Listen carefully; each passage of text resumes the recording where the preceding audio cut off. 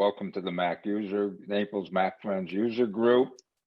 And our meetings are weekly until the end of June of 2022. We'll take a couple weeks off for Christmas, same time, same place. And we welcome our members from all around the world. We have people today from Australia, probably New Zealand, England, Canada, and all over the US. We welcome everyone. Voila, here we go. Okay. So today, here's the new lineup this year, the new iPhones, iPads, and the watch. I have an iPhone 13 Pro. I absolutely love that phone. It's just fantastic. I like the camera, I like the size, I like the shape, I like everything about it. I also have the latest iPad Pro 11-inch, not the big boy. And I also have a Watch 7 cellular enabled watch, and I got that on day one. And they're in short supply. I was at the Apple store yesterday, and the guy said, we don't get those, and the phones are in short supply, I think due to supply chain problems and demand, but I think it's a lot of supply chain problems. And the guy just said, we get them in. You never know what day you're going to get it in or what time you're going to get it in. You just got to keep checking back at the store. If you order one online, I think they're 5 or 6 weeks out. So we'll move on. And the first thing I want to talk about is the watch, because it's pretty simple. The new watch, the screen is 20% larger, and it is fantastic. The size just went on the bigger watch, just went from 44 to 45 millimeters, but it is noticeably easier on the eyes. Text is a lot easier to read. Apps are a lot easier to see. And I am so glad I made the upgrade, and I upgraded from a 6. And a lot of people would say, well, that's not necessary. And it's not. If you read a lot of the reviews, they'll say, you don't necessarily need to do that unless you have a 4, a 3, 4, or older watch, maybe a 5, 6. There aren't that many changes, but to me, I get a new watch every year. It doesn't matter. They could change nothing and I'd still get the new watch. It's just where I am. But I have to tell you, and I know Jeff Bohr has one of these, and we've compared notes, and we just both think it's fantastic having this bigger display. The charging with the USB-C charger is 33% faster, and that's allowing me now to, I get done with all my exercise circles and everything at night, well before bedtime, and I just throw my watch on the charger for half an hour or so, and it brings it up to 100%. And now I'm monitoring my sleep at night, which I wasn't doing with the 6 because it was just a pain to keep the battery up all the time. And also it's 70% brighter inside with the always on display. And that is noticeably different too. Focus mode, which we're going to talk about on the iPhone and on the iPad, is also carried over to the watch. The screen is more crack resistant. It's thicker. And there are a couple new watch faces, neither of which I particularly care for, but some people might. So that's all I have on the watch. Are there any questions about the watch? I'd be glad to answer them now. If you have any questions, you can raise your hand in the chat, or you can put your question in the chat pod, or raise your hand in the participants list. And Carl, can you unmute yourself and ask your question? Hi, Mitch. Does crack resistant also mean more scratch resistant? They did not say that. I don't know that that's the case. You know, um, I've gotten a cover for mine, and the covers are very minimalistic. I'll hold it up, and you can see it. It's very small.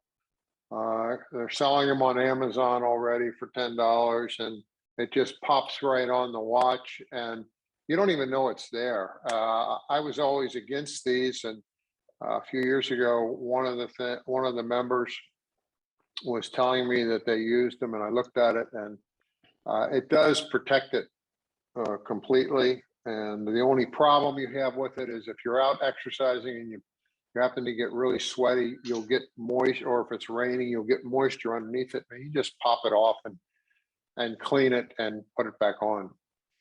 But they did not say anything in the announcement about more scratch resistant. If you get the stainless steel or the titanium and pay $400 or $500 more, it is a sapphire crystal. They advertise it as sapphire. It's really not sapphire because it will scratch and sapphire will not. But it's partially sapphire, I guess, is the way what I've gotten from reviews. The reason, and a lot of people say, well, you know, I wouldn't get the aluminum. The stainless steel looks much nicer, and the black stainless steel looks fantastic.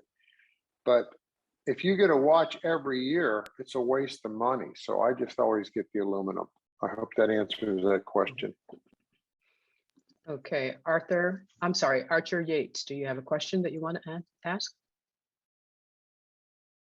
Have you used the new cycling app on the iWatch 7, and what were your impressions? I do not use the Apple cycling app.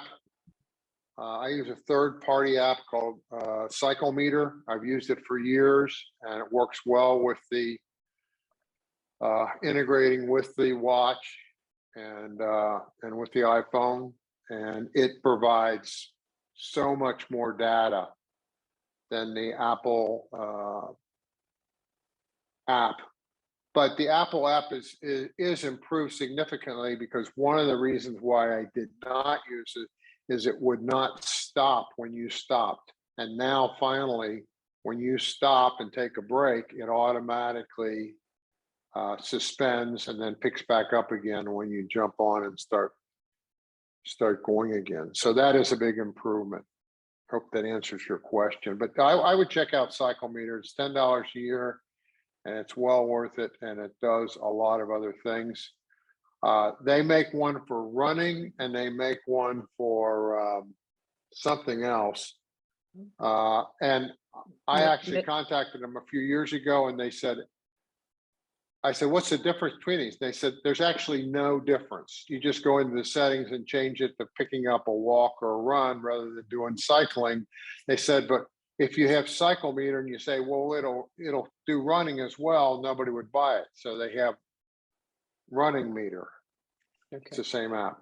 All right, Mitch, you have a couple more questions. Let's get to them quickly. Betty Larson, unmute yourself and ask your question. Hi, Mitch. I believe my question was answered by someone that all old bands fit the new 7. Absolutely. Okay. Thank you. Right. Great. Keith Kaiser, can you unmute yourself and ask your question?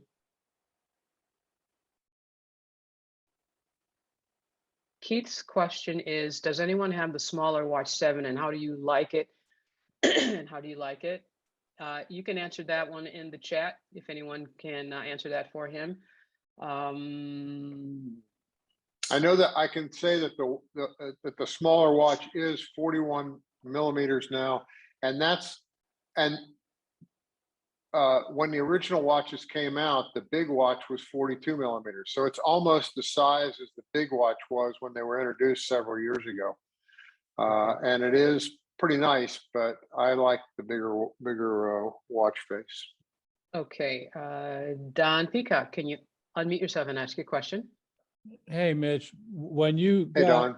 first Apple Watch, I mean, as opposed to your normal Rolex, did you really miss the fact that it was not always on, or did it make no difference? And now that it is always on, are you very happy that they restored that?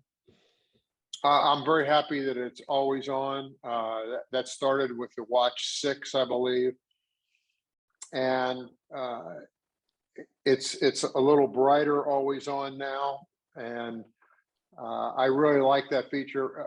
Did I miss it when I stopped wearing my Rolex and started wearing the Apple Watch every day? Not really, because at that time I really wasn't wearing my Rolex except on special occasions because it weighed too much, didn't tell me any information, and other than the date and the time. And so that's that. All right, can we Thank get you. just 2 more quick questions? Bill Nice, Okay. can you unmute yourself and ask your question? Yes. Mitch, is there any trade-in value to our older watches? Apple doesn't give you much of a trade-in value. The best thing to do is to give it to an unfortunate poor family member who you think would enjoy it, or sell it to a friend. I have sold mine to my neighbor at a reasonable price for the last 3 or 4 years. I keep thinking she won't want it, but every time she buys my old watch, she gives the last one she bought the year before to one of her kids. So but that's what I do. And I end up selling it for about 50 cents on the dollar. Okay. All right, great. Alan, can you unmute yourself and ask your question? Last question, Mitch. I actually don't like the always on feature. I like it dark and then come on when I raise my wrist. Does you have the capability of turning the always on off so that you don't have it on and disturbing me? I would have to do some research on that because I think you can, but it would be on the Apple settings and what I would do is I would Google that. Just Google that. Can you turn off the always on feature on an Apple Watch 6 or 7 in settings, and it'll tell you that. But I don't know offhand. Okay. I Sorry. I believe you can. All right. I believe Mitch. you can. Yeah. Yeah. Mitch, all yours. All right, good. Let's move on. Okay, so iOS 15 was a monster change. There are like over 200 or 300 changes. Many of them are very small, but a lot of them are very significant. And so I chose the ones that I thought were the biggest changes, or the ones I wanted to just mention. I'm going to go through these quickly. And when I finish my slides, and I only have a few more slides, then I'm going to do some live demos. Safari on the phone changed rather significantly, and Christian Voice did an outstanding presentation to our group on 9/22 of this year for the entire session on Safari on the phone, mostly on the phone, but he also covered it, I believe, on the iPad as well. And so for a real good detailed review, go to our website, look up that presentation and view it. I'm going to do a quick review, but I'm not going to spend much time since he already covered that. Focus, I'm going to go over. This is a feature that I didn't think much of when and I've been using the beta since June. So I've had a lot of time on this iOS 15. And trust me, it was buggy till about the end of July or end of August. But focus is do not disturb on steroids. And we're going to go over that. It turns out that it's one of my favorite features, and I think it's really outstanding. Live text and visual lookup are also outstanding features that I'll go over. The weather app has been completely redesigned, and Apple bought Dark Sky, and it's very similar to the Dark Sky app, although the Dark Sky I still like a little bit better than Apple's redesign. The Dark Sky has a few features that I particularly like, but dark sky is only going to be working for, I think, another year, and then they're going to eliminate it, and then you'll have to go to the new design, and hopefully by then they'll enhance it and get some of the features in there I want. I'm not going to go over that, but it is there on the new iOS automatically. Control center has been enhanced. Photo editing has been enhanced with a lot of great information, and I will go over some of that. And that has been an immense improvement on iDevices. The selection and change of the home page has been improved, and I'm going to go over that. And it's the same on the iPhone as on the iPad. A lot of the features on the iPhone are now on the iPad, and I'll show that. There are about 4 or 5 new widgets. I listed 3 here: Contacts, Find My, and Mail. There are a couple others. The Contacts is the only one that I'm really using as a widget, and I'll show that because it's sort of neat. I don't use it that often, but I thought it has some neat features. FaceTime has been enhanced significantly, and the big thing there, and it really is huge, it's not for me, but for some of you out there it will be, is you can now do FaceTime with Android devices, and with, if somebody doesn't have a phone, if they have access to the internet on a computer, they can be pulled into the conversation. And the way they do that is you send them an invite over the internet, and it just brings them in seamlessly. And that opens that whole thing up, because there's a lot of people that had family members or groups that were, 10 people had an iPhone or an iPad, and 4 or 5 people were on the dark side and had some other kind of device, and now you can pull them in. So that's great. Now, notes have been enhanced. You can now add tags to notes. I was playing around with that just this morning. I don't see a great need for that, but a lot of people might. I mean, it's just as easy for me to go up to the top and search for what I'm looking for, but it's there now. There have been major enhancements to maps. I'm not going to go over that, and it's not. They're going to have 3D maps, and those have only been released for certain cities right now. Mail privacy, that I think was in iOS 14, but that's a good feature to have on. And it's found in the mail and settings under mail, and you just check the box.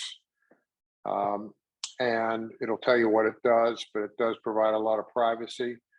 And then there's a new feature. It's in the iCloud area called iCloud Private Relay. And it basically acts as a VPN when you're using Safari only. So if you're out in public on a Wi-Fi and using Safari only, and you have this feature enabled, it protects you from people grabbing your data. However, it's in beta, and it's in beta on beta. And I was warned on some of the sites that I review that it's buggy, don't turn it on. So I'm not turning it on until it comes out of beta.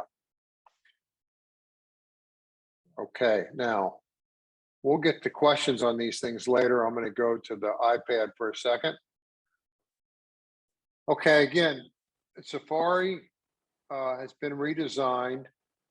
And again, Christian went over this in his video, and I'll spend a little time on it. It's the same as in Monterey. A lot of people really like it. A lot of people don't. I had one question about it, asking if everything's sort of in a sidebar now. I'll show that. And they said, can you get rid of the sidebar and put it back to where it was? And you can't do that. So they're trying to be a little more consistent at Apple in putting everything in a sidebar, like in Mail and in Notes, in Photos. The sidebars might look different, but there are all on sidebars. The home screen, again, you've got now widgets that are available on the iPad, just like they are on the iPhone. You can do everything the same.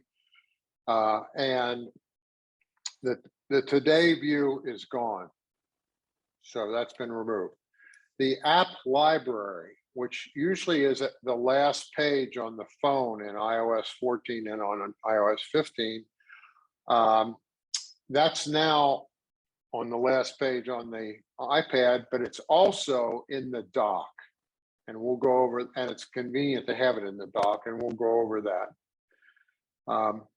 You can hide and delete pages, home pages and other pages, the same as you can on the iPhone now.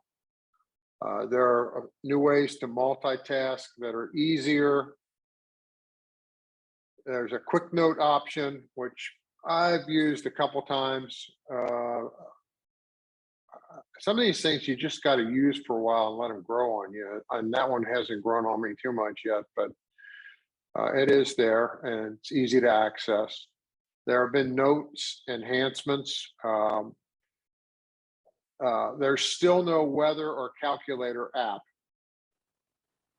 And that might seem like a small thing, but people are wondering in the review sites that I monitor. I mean, people have brought up repeatedly, why is it that Apple doesn't put their weather app and their calculator app on the iPad? I mean, it just makes no sense. It's so simple, but they're not.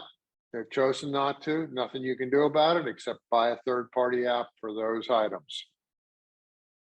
Control Center has been enhanced. Spotlight has been supercharged. I mean, you get a lot more information on Spotlight, not only on the iPad, but on the iPhone and on the Mac as well. And there's again the significant FaceTime update that I talked about.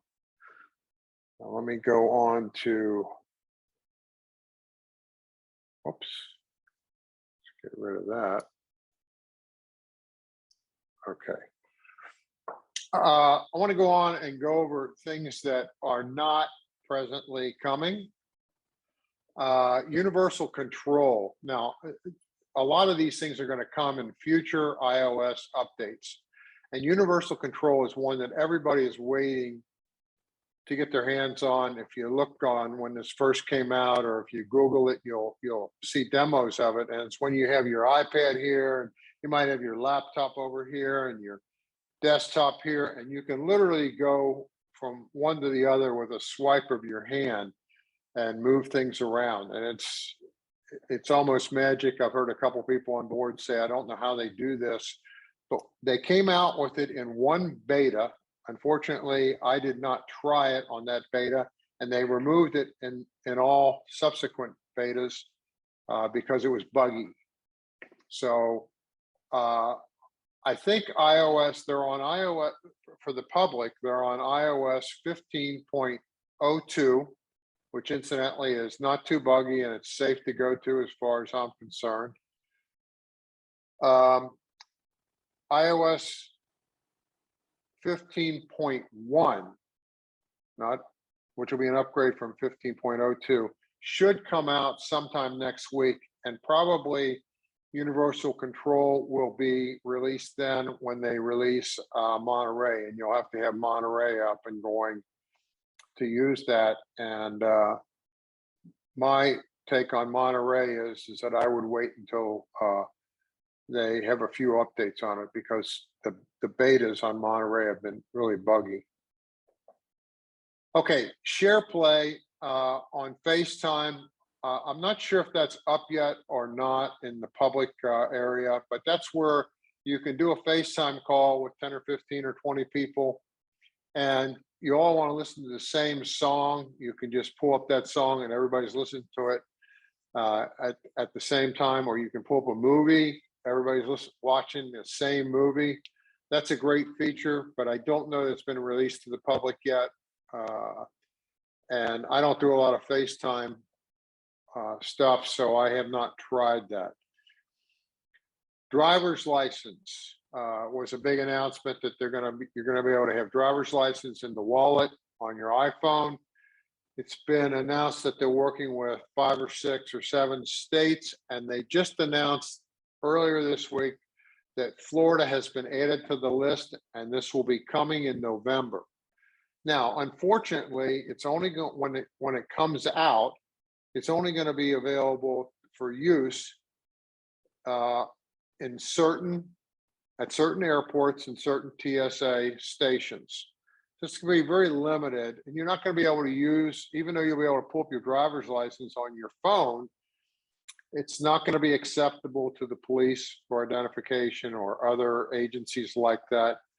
I think it's going to take 3 or 4 years to get that really technologically acceptable to all those government agencies and police and so on to use it extensively, but it's coming and they're working on it. And so that's great. And I can't wait until I can forget about carrying my driver's license around.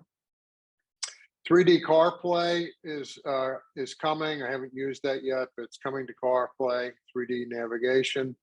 Digital Legacy has not been released yet, but that's where you'll be able to assign someone like your spouse or friend or whoever to have the credentials to take over your accounts, to take over everything in the event of your death, which is very important, and that's coming. And then C-SPAM, which Sheeta said, well, what's that stand for? Because they didn't have the definition there, and I actually had to Google it. This is the child sexual abuse material where they were going to scan all your photos. And if you had something that was child sexually abuse material in your photos, they were going to report it. And this caused an uproar in the community because Apple has always been protective of privacy. And a lot of people are saying, you know, this is the first domino to fall. And we don't like it. So that is on permanent hold for right now. Okay. So I'm not going to talk about these changes that aren't coming or that aren't here yet, but I will take a few questions on those on the slide if you have them. Bern Shanfield, can you unmute yourself and ask your question?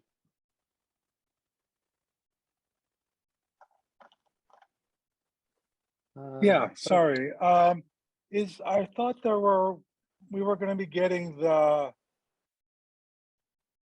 screen share function that currently we have between Macs to extend to the iDevices. Do you know the status of that? That is coming, but I don't know the status. Thank you. All right, thank you. All right, Mitch, I don't see any more questions. Go ahead. Well, Okay. one more. Jill, can you unmute yourself and ask a question? Yes, I just wondered whether the digital ID driver license thing will be available in the UK, or is this something that nobody can answer? I'm sure in 2028 it'll be in the UK. I mean, they're working on the United States first, and I would imagine it's going to take a while to roll that out internationally.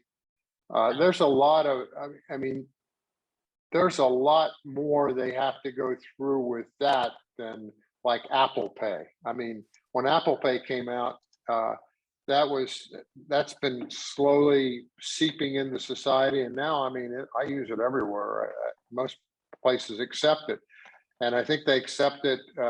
Eckert, don't they accept that over in Germany now? Yes, they're beginning to, right.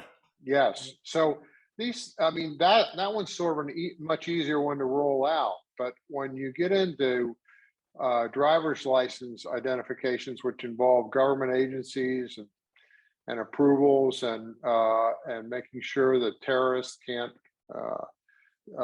just go in and duplicate this stuff and get by security screens, that's a lot more complicated. So it'll take some time. All right, Thank you. thank you, Jill. All right, Mitch, all yours. Okay, I wanted to mention where I get a lot of my material. I do a lot on YouTube's, but there's a couple sites that I use quite a bit, and I just wanted to pull up a little information on both of them. The first one is Brandon Butch. I've talked about him before. This, if you pull up YouTube's and search for Brandon Butch on your computer, this is his homepage. If you click on him, and I have it on videos, and this shows recent videos. So he just did one on iOS 15.1 that I am now running, and that he goes through and tells about it and says, and he's the one who has predicted, and he's not always right, that it'll probably be released to the public next week when Monterey comes out. And you can see some of the other recent ones. He had one on the Watch 7, Beta 4, and so on. But he has all kinds of videos, and he has quite a number of followers. I think he's pushing 800,000. He speaks a little fast, but he's very, very thorough. So I suggest you check out him. And if you subscribe to him and hit the bell, it'll just give you a little notification when there's a new video. If you don't want to get the notification, just subscribe, and that way when you go on YouTube, he'll be there in a list of ones you subscribe to, and it makes it really easy to get to him. The next one and the last one that I really like is Apple support. The thing I really, and they have probably 70 or 80 videos. And the thing I really like about Apple support, and again, you go to YouTube's, search for Apple support, this is what's going to come up. It looks a little different on the iPad, but this is their homepage on the computer. Again, I haven't set the videos, and the thing I really like about it is they're very focused and they're very short.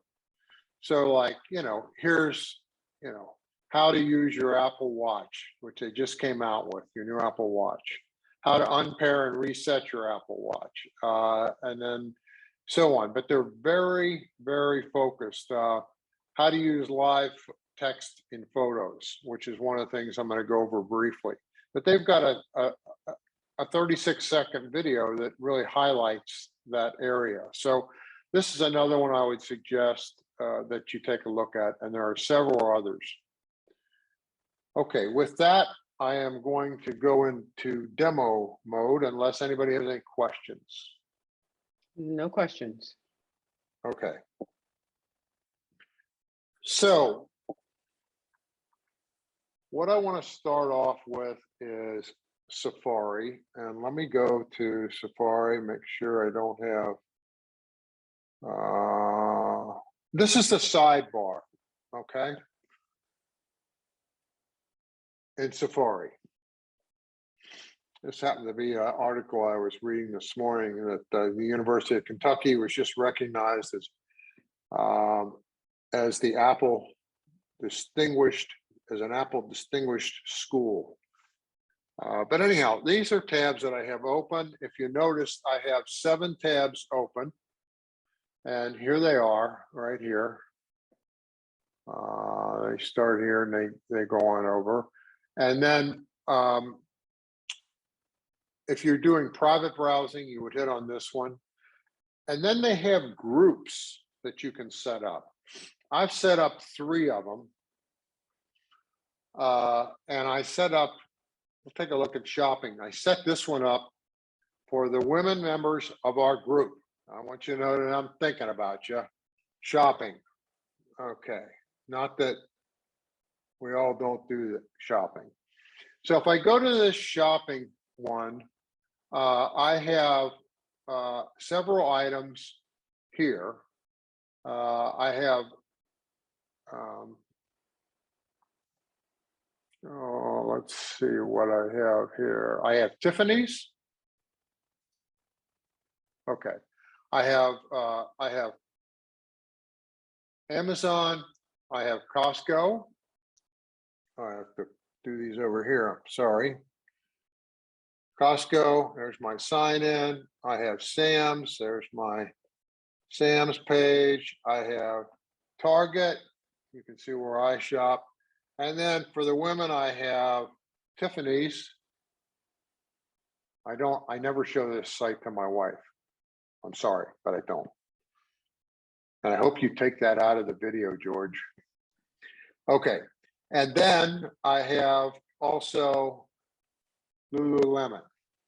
So these are, and you can have as many as you want. I don't know, there's probably a limit, but I had these 6. And so if you want to just keep your shopping groups in a group, this is a good way to do it.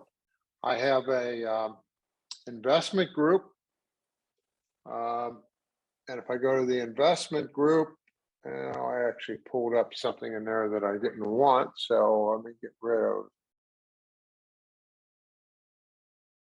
I pulled some things up in here that I didn't want. So here's some things in the investment group. I have an item on Grayscale. I have an item on Merrill Lynch, and I have an item on Schwab. And so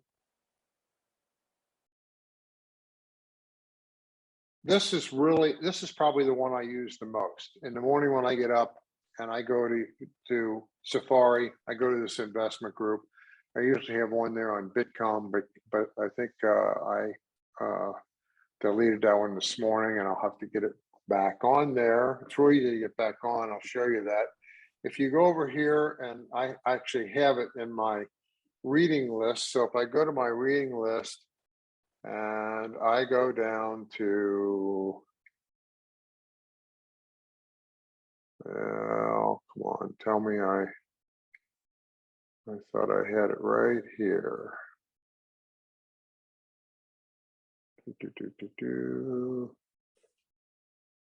Oh, yeah. There we go. Bitcom. I didn't open it up in a different area, so let me do that again. Hit the plus. If I hit the plus over here, and now I open up the Bitcom. It's not Bitcom. I opened up the wrong one. Bitcom. There. So these are the 4 I usually have in that investment group. Okay. I also found it very convenient to have a movie and TV group. And if I pull up that one, what I have is, I think this is Rotten Tomatoes. So we go to Rotten Tomatoes. It's got everything here for Rotten Tomatoes. Whoops, it does not have Rotten Tomatoes. I don't know why that came up that way. There we go, Rotten Tomatoes. And then if I go to this one, it has a watch list. This is one that if you want to, you just type in the name of a movie and it'll tell you where you can watch it. And then this is another one where you can look at reviews. I think this is the another one. So that's how you, and so to set up these groups, it's real easy. You just go up here and hit the plus right here and add a new group. And when you add a new group, you put it in a name, you save it, and then you start opening up items in that group, and it will save them. So I find that very convenient. Any questions on that? Vern, can you unmute yourself and ask your question? What's the difference between the tab groups and the bookmark folder groups? Well, there would be really not much difference other than they're conveniently right here. And I mean, my bookmarks are just like all over everywhere. I have so many of them over the years. But, and it's just one click to get to it. Does that answer your question? Yes, so you're saying basically it's convenience, Yeah, the way it's it's organized convenience. and displayed. Yes. Thank you. And it's and incidentally, this is the same across all Apple devices, except for the tabs. So I have 7 tabs open on my iPad. That would be different on my computer, and it would be different on my iPhone. But in terms of these groups and these items, they would sync across all devices. Frank, can you unmute yourself and ask your question? Sure. Can you do subfolders inside the groups? Like, for example, if I did shopping and the general shopping like Kmart and all that, or Kmart. Short answer, no. Okay, short answer is good. Thank you. All right, David, can you unmute yourself and ask your question? Yeah, when you have a tab group and you click on that, your tabs come up and you go into one site and you go deep into that site and then you go off it. Does it stay where you last did something, or does it always stay? It stays where you last did something. So yeah, is there any way to avoid that? As far as I know, no, but you might want to, I can't say that with 100% accuracy. So what I would do would be Google tab groups and ask, you know, can you fix it so that it goes back to the beginning of the tab you're on when you leave the site, and see what they say. I don't think you can, because I know, like, that's how my investment one got screwed up. I was in here, and I'll show you real quick. Okay, I'm in here, I'm in Bitcom, and all of a sudden I think, oh, I wanted to look at something on the Apple site, and I hit the Apple site and it replaces my Bitcom. Now I go out of there and I go up to my tabs and I go back to my investment area and the Apple's there. That's why I found it unusable.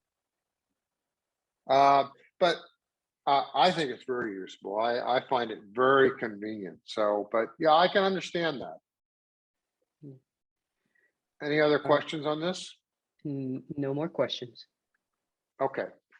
So I want to go to the focus area. Now, there's 2 ways to get to the focus group. The one is to swipe down from up here down.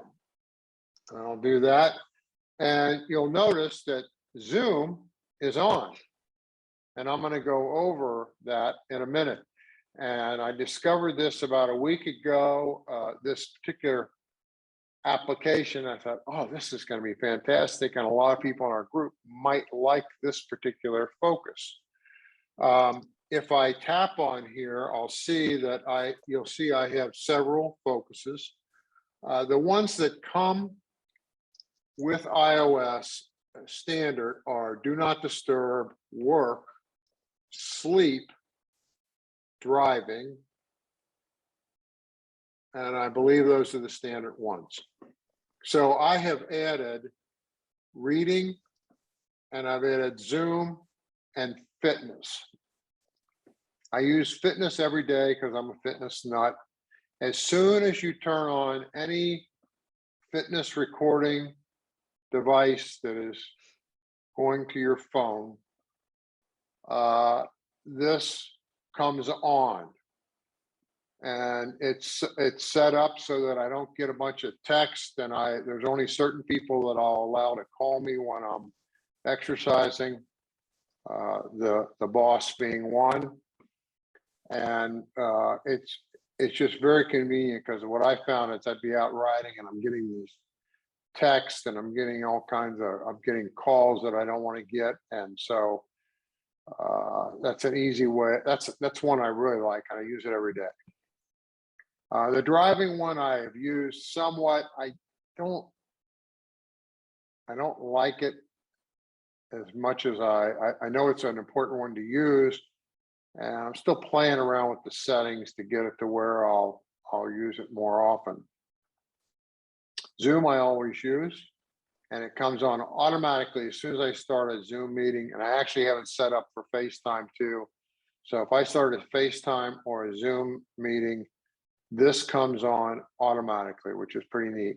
I set up the reading one the other day. I really don't need the reading one because usually I called it reading. It's actually listening to books, audiobooks. I usually am doing that when I'm doing fitness. So, and I have that app set up so that'll work when I'm doing fitness. So I really don't need that one. I just was playing around with setting up different ones, and I'll probably remove that one. So, but let me get into this. So this is the one way to get to them. And if I touch here, I can go to settings right down here. I touched up here, go to settings here. You can change some stuff here. And if I go to settings, it'll take me to the other area where you can pull up focus material, and that is in settings, and it's under focus. It's not too far down. It's a separate area. It used to be called notifications, or it used to be called do not disturb. And now it's called focus. So this is the Zoom one. I have it enabled. So enabled is over here. The focus status, it's on right now. Okay. Home page is something I want to take a look at, but it turns on. Here's what I want to go over. It turns on automatically when Zoom is on or when FaceTime is on. And when you set up these things, if I hit on this bottom button, it'll say, when do you want this to go on? And you can pick a time, a location, or you can pick apps. And so I just went in here and picked Zoom and FaceTime, but you could pick up any app. Like on the exercise one, I have, fitness, or I have Cyclometer, which is, should be on here somewhere. Cyclometer is not on my iPad because it's on my phone. But that's where you set that up. Cancel that. So I have two set up. Now, name and appearance. When you're setting up one, you can select the color and you can select the icon that you want. Select any one you want. And any color that you'd like. Okay. And then you just hit done. Now, the home page is one of the things I wanted to go over, and I want to just show one thing. So if you look here, there's a couple things I want you to notice. This is the bottom of my iPad, and you'll notice that these items are messages and things that have come in that I haven't attended to yet. And sometimes those can be distracting. So if you go to the home page and go to hide notification badges and turn that on, okay, now they're gone, which is really nice because that way you're sitting there working and these numbers aren't popping up and you think, oh, I just got an email. I better go look at that. It's meant to keep you focused. And I think that's a great feature that you can turn on and off. So if I turn it on again, you'll see that they come right back. Now, the other thing you can do is, if you notice here, I have several pages open on my iPad, okay? Okay, so you can't turn this one off, that stays. But you can select what home page you want to have on. So if I go back into here and go into homepage and turn custom on, all the pages I have come up. Now, I'm just going to turn on this one. I'm going to go right here and just turn on this one. Okay. And you have to remember to hit done right up here. Done. Okay. Now, when I go out, now let's get rid of the things too. Get rid of the numbers. So they're gone. Now, when I go to here, that's the only page I have open. Okay. And again, this is not something that I will probably use, but when you go over the reviews, this is designed to bring up a home page that these are the only things I want to see.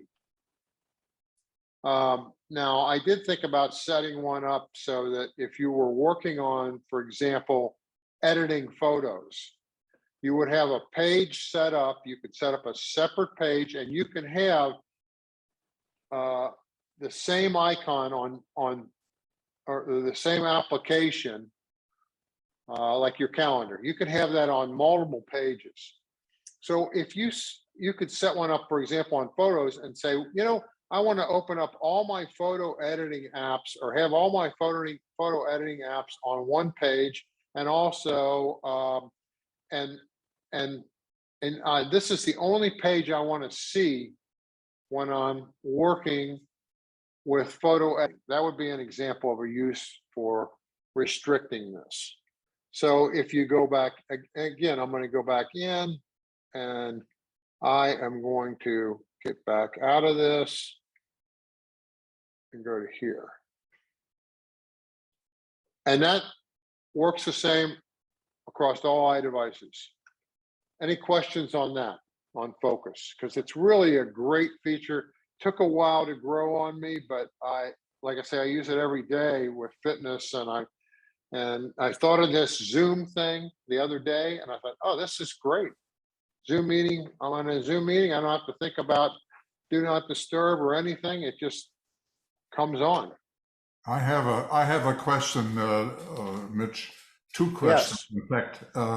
Is the Zoom available only on specific iPhones like 13? I'm using right now a 10, and I don't have the Zoom function within Do Not Disturb. Do you have Zoom? So do you have Zoom as an app? Yes. And when you pull up that, and when you go into here and go into settings, you're not seeing it? That's right. I don't see it. I don't see, when I go to focus, I don't have the Zoom thing. But that's not my main question. No. Okay, so when you go to focus, I skipped over that. When you go to focus,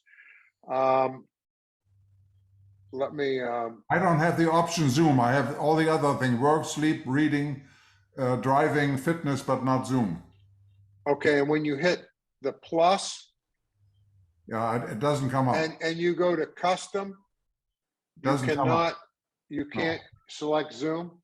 No, it must be something with an older phone. Okay, but the other more important question is this: while you were giving your presentation, and again, all your presentations are excellent, I noticed on 2 occasions during your presentation today, and it disturbed me, there came a sort of small template, came all of a sudden onto the screen. It said Zoom off, and it was exactly the template that when you use Zoom on, this thing was floating on the top of the screen twice today. And I was very concerned what it meant, because I was concerned that my Zoom meeting is off all of a sudden. Yeah, no, so, that was because that'll happen when I'm in that. When you start in the settings on that Zoom thing, it'll turn it off, and then it'll turn it on again when I get out of there. And I think that's what you were seeing. It had nothing to do with the Zoom presentation. Okay, I was concerned though, and that answers the question. Thank you. Yeah. Right, and you weren't the only one, Eckert. When Mitch and I were working the other day, that little banner keeps popping on and off, as he said, to let him know whether or not his focus is on or not, on and off. Okay. Good. Yeah. Thank you. And again, because I was working in the Zoom in Zoom, it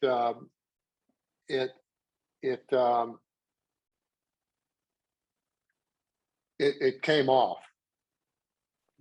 That's Okay. that's what you were seeing. And this is what shows it right here. Remember, this is the icon that I selected to indicate Zoom. Mhm. That indicates it's on. That's also on my computer and it's also on my phone. All right. Ann McKay, would you like to make a comment? Well, I found the focus in settings. I didn't go through the control panel. And Zoom is not an option. I just added it as the option under custom. Yes, that's where you add it. You go into custom and you look at your apps and it'll be there. Maybe I should go over that. Let me just, because this is an important feature. So if you go to the plus, okay, and you go to this custom, and you go, this, I'm going to say, this is what we want. I'm not going to change any of these. And I go to next. Oh, I got name. Okay. Okay, name, next. Okay. Now, it comes up with people that I might want to include, that I would allow these people to message me and call me during a meeting. And they automatically populate. I can add more, but I don't want any of them. So I'm going to remove all of them. Okay. Now, then I can also choose, do I want to get calls from favorites or do I want to get, no, I don't want to get any. I don't want to be bothered. Okay. But I will accept repeat calls. So if somebody does repeat calls, what happened to me here? I got to go back in here. It screwed up. Okay. Name, good. Okay. So if I want to, and I said none, but if I wanted to allow repeat calls, I would leave this on. Okay. As an emergency type thing for people who knew how to do that. So I'm going to hit done. And then I'll put allow none. And now it comes up here and it says allow apps. And this is where you go in and I would go down here and I would choose Zoom. And if Zoom is on your device, it should be there. And if it's not, Eckert, then it's telling me that perhaps this is not, for some reason, available on an older phone or an older iPad. Well, I obviously didn't go through that exercise that you just presented, but I think that's what you have to do. That will do it. Thank you. Yes. Yeah. So you'd hit that, and then you'd hit done, and it would appear right here, and you'd take these couple out, okay, and then it has allow none, but and then you can also do this time sensitive thing. If you have certain things that are time sensitive that you want to interrupt you, you could check that off, and then you're done. Okay. So now if I go out of here, I have a good thing, but I am going to delete that focus. And this is how you delete them, right down here. So I hope that clears that up. Does it clear it up? Yes. Mm-hmm. Good. Okay, great. I'd like to move on. Yes, you have 10 minutes. Okay, good. So I want to talk next about live text and some photo enhancements. And let me just go to some photos. This is the one I want to go to first. Okay, so this is my dog, Cody. And this is his buddy who's looking at him like, you look like about the size of my lunch. Okay, so the thing I wanted to show here is when you pull up an animal or a plant in old photos or new ones, many times you will see this. If you see this, it indicates that it's identifying these characters. So if I hit on this, it comes up and it says, there's dogs here, okay? And if I go over to here and I touch on the dog, it'll come up and it'll say results. This is a German Shepherd or a Norwegian Elkhound. And then it gives pictures of them. It'll do the same thing for a plant, a tree.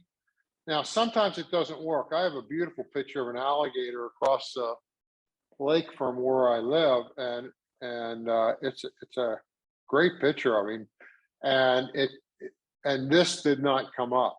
If this doesn't come up, it just indicates that it's somehow not picking up that that the animal is there. So I get out of this, and now I go to here to the next dog, which is my dog, and hit on him. And it comes out. It says, "Oh, this is either a Yorkie or a Silky Terrier," and it gives again pictures. So that's a really neat new feature in photos. The other neat feature that I've been waiting for forever is this right here.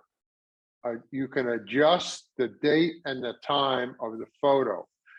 And where I find that comes in for me is I've scanned a lot of old photos. And when you scan old photos and import them, it puts the date you imported them rather than 1955 or 1982 or whenever.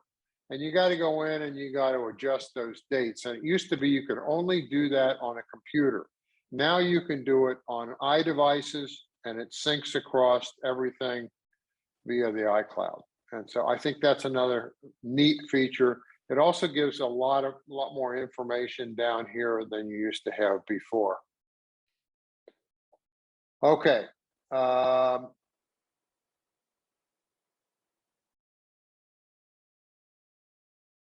Now, I got one more thing I want to go over. I want to talk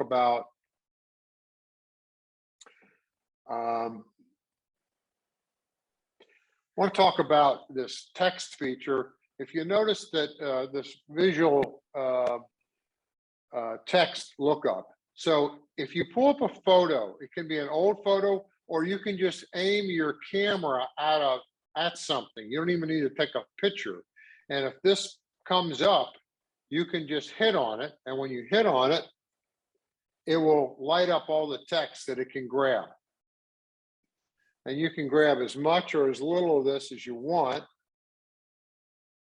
by just going like this. And now I'm only going to grab that portion and not the other portion over. And then you can just take that and share it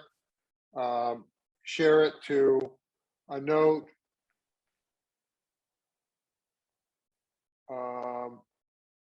Copy, paste it to documents, what have you. That's another really neat feature, and you can pull stuff off the website the same way. And so that is a great feature.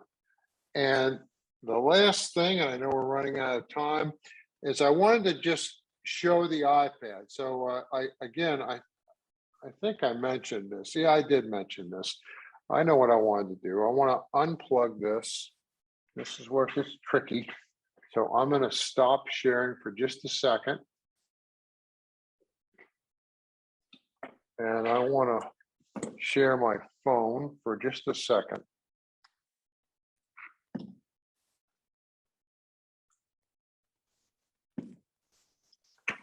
Okay, let me see if this is going to work.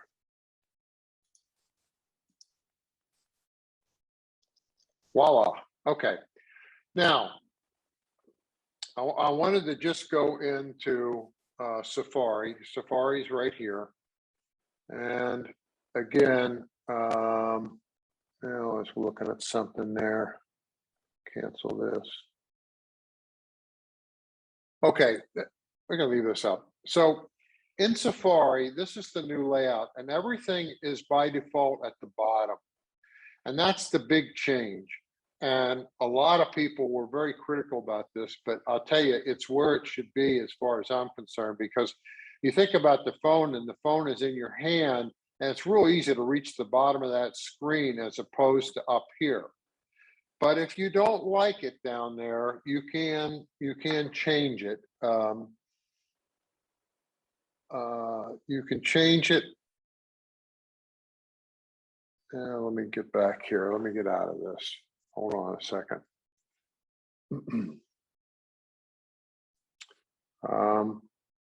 Okay, if you get to, you see these double A's. If you hit the double A's, you can then move it up to the top bar. So we'll do that real quick. And now the search bar is up here as opposed to the bottom. And if you want to get it back, again, you hit the double A's and show it at the bottom, and it's at the bottom. There are also, you can barely see this little thing over here and over here, and that's where you can swipe to different pages by just touching that. Okay. You also have your share button right here. Okay. You have your bookmarks here. Okay, and then here you have your pages where you can add a page and so on. And there are a lot of other ways to do these things, but I don't have time to go over them, and that's all I have. So I'll open it up to any questions for the next few minutes. Can you plug your iPad back in? Yes, that can be tricky, but I will try and do it. Okay.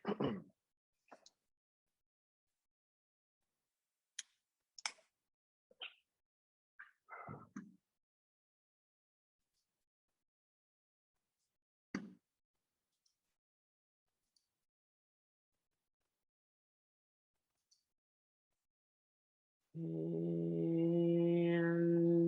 boom, there goes the dynamite.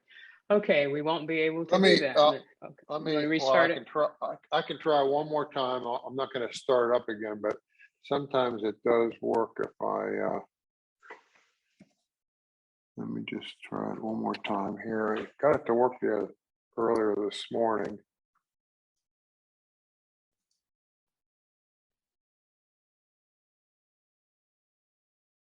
Okay.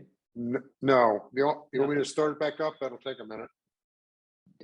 You can, yeah, take a second to do that. And if you have any other questions, please put them in the chat. And go ahead and do that, because we have a question related to Safari on the iPad, Mitch. Okay. Let me see if this will do it real quick. All right. If you have any questions, please put them in the chat. We will try to get to them.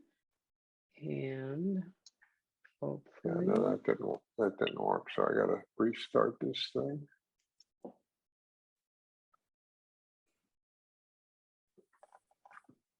Questions? Most of them have been answered, and I'm just waiting for the waiting for you to start your iPad. Okay, I'm working on that right now. All right, Jared Billmeyer, you have a question.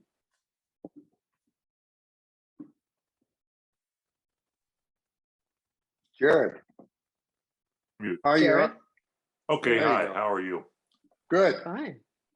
iOS 15, I have it running on my iPhone 8 Plus, but I don't think live text functions on the 8 Plus phone cameras.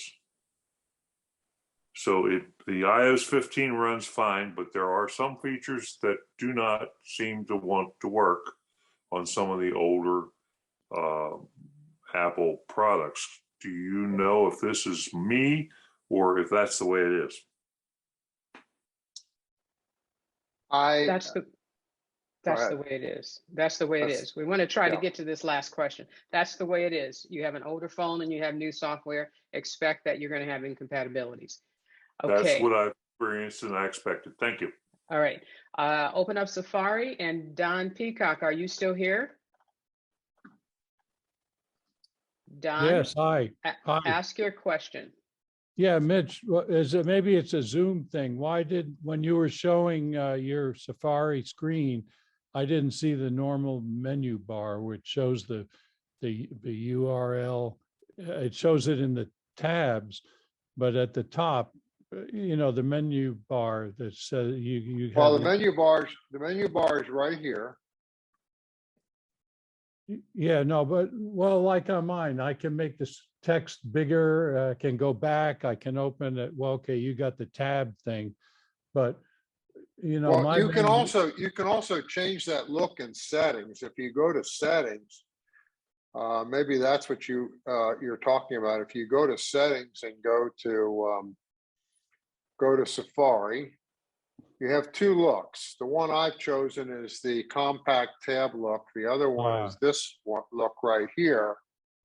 And okay. if I go to that one, then Safari will look like this. Yeah. With the big type okay. up here, okay? Yeah, okay, thank you. And then it shows the other tabs down here. Is that what you meant? Yes, thanks a lot. Okay. All right. Thank you so much, Mitch. Thank you, everyone, for your questions. And with that, I'm going to hand it over to George.